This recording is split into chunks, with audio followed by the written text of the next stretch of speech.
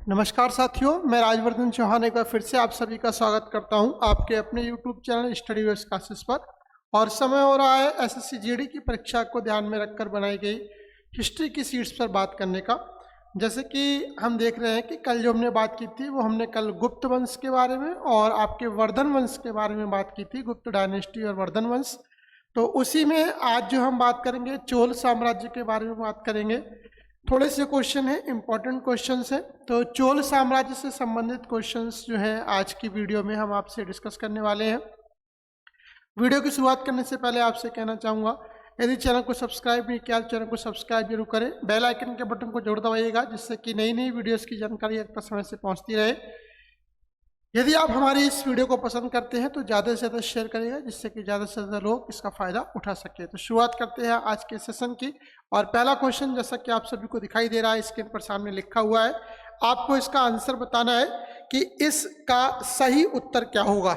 लिखा हुआ है चोल शिलालेख तिरुनामटुक्कनी को, ठीक है, चोल साम्राज्य का एक शिलालेख है जिसका नाम है तिरुनामटुक्कनी को के रूप में वर्णित करते हैं।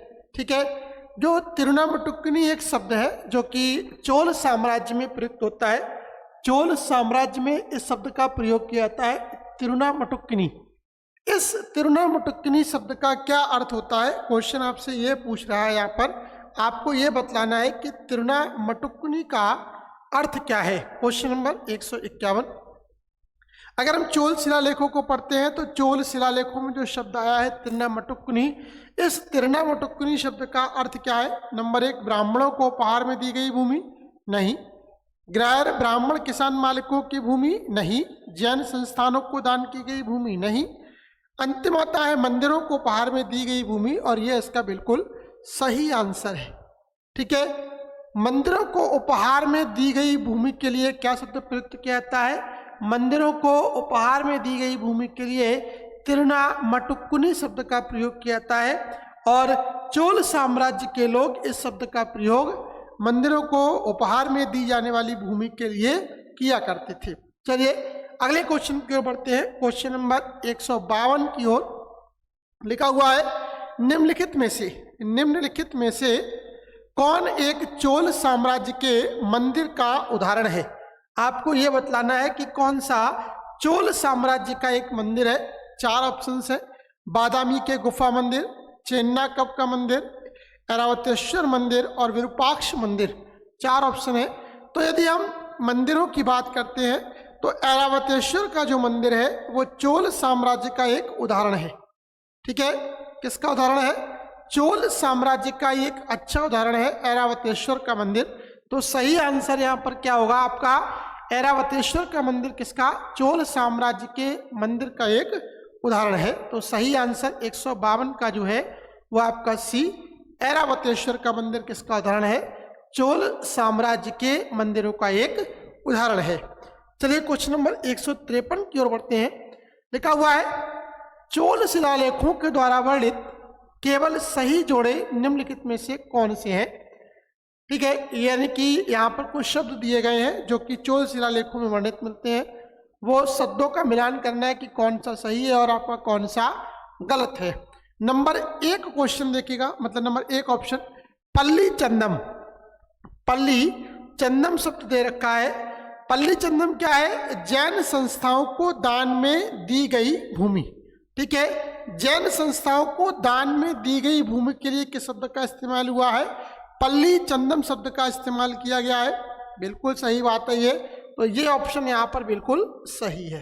पहला ऑप्शन यहाँ पर सही मिल रहा है, ये बात बिल्कुल सही है। दूसरे के बारे में देखते हैं। लिखा हुआ है सालाभोग। सालाभोग भूमि ब्राह्मणों को भेंट की गई भूमि है, नहीं। सालाभोग भूमि ब्राह्मणों को भेंट की गई भूमि नहीं है। ये सिंचाई सुविधाओं के रखरखाव के लिए, सालाभोग विद्यालय के लिए दी गई भूमि को क्या बोला गया है, सालाभोग बोला गया है। वेल्लन बगाई ब्राह्मण किसान स्वामियों की भूमि, ये भी गलत है। और ब्रह्मदेव भूमि ने मंदिरों को उपहार में दिया है, ये भी गलत है। ठीक है, तो यहाँ पर एक ऑप्शन सही है और वो है 153 का ए ऑप्शन बिल्कुल सही है।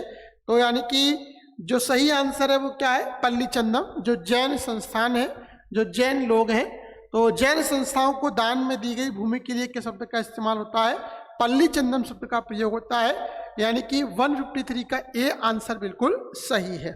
चलिए अगले क्वेश्चन की ओर बढ़ते हैं। 154 लिखा हुआ है, भगवान महावीर का जन्म निम्न में से किस राज्य में हुआ था? बहुत ही इंपॉर्टेंट क्वेश्चन, ठीक है। भगवान महावीर का जन्म कहां पर हुआ था, ये आपको बतलाना है। 154 नंबर क्वेश्चन है, ओ सॉरी 153, ठीक है। 1 मिनट जरा क्वेश्चनिंग में थोड़ा सा, हाँ ठीक है। 154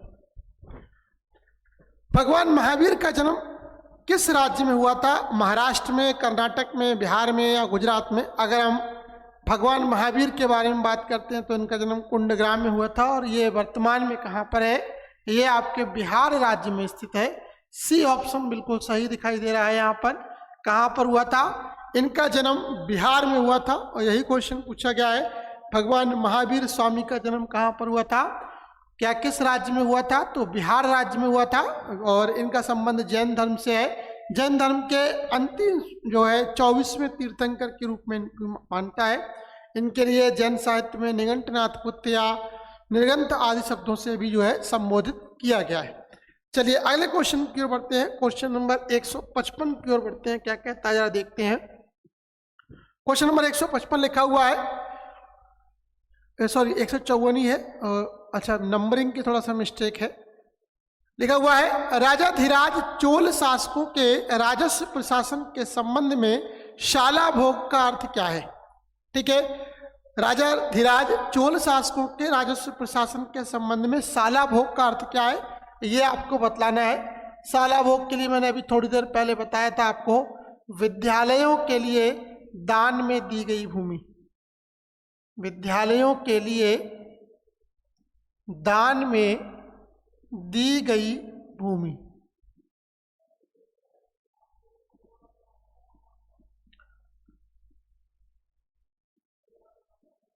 विद्यालयों के लिए जो भूमि दान में दी जाती है उसके लिए शाला भोग शब्द का इस्तेमाल किया जाता है। आंसर देखना है ये किस विकल्प में दे रखा है। ए ऑप्शन दे रखा है, सिंचाई सुविधाओं को बनाए रखने के लिए दान में दी गई भूमि, गलत है। बी ऑप्शन दे रखा है, ए न्यूली सेटल्ड विलेज, एक नया बसा हुआ गांव, उसके लिए उर शब्द का इस्तेमाल होता है। गांवों के लिए जो है चोल साम्राज्य में उर शब्द का जो है प्रयोग करने देखा जाता है, तो ये भी गलत है। विद्यालय के रखरखाव के लिए दी गई भूमि, ये दोनों सेम पैरेलल हैं और यही आपका विकल्प सही भी होगा, तो सी आंसर यहाँ पर बिल्कुल सही लग रहा है। डी को भी देख लें, किसी योद्धा को दान में दी गई भूमि के लिए शाला भोग कहा जाता है, ये आपका गलत है। तो यानी कि सही आंसर आपका सी ऑप्शन है यहाँ पर, यानी कि विद्यालय के रखरखाव के लिए, विद्यालय के रखरखाव के लिए दान में दी गई भूमि क्या बोली जाती है? शाला भोग बोली जाती है, और इसका सही आंसर आपका जो है वो आपका सी है। चलिए क्वेश्चन नंबर 155 की ओर बढ़ते हैं। 155 नंबर क्या कहता है जरा देखते हैं। क्वेश्चन नंबर 155 लिखा हुआ है, देवी निशुंभा सुदनी का मंदिर किसके द्वारा बनवाया गया? पल्लव शासकों के द्वारा, चोल शासकों के द्वारा, गुप्त वंश के द्वारा या मुत्तारियर के द्वारा? ये आपका क्वेश्चन है, 155 नंबर क्वेश्चन है।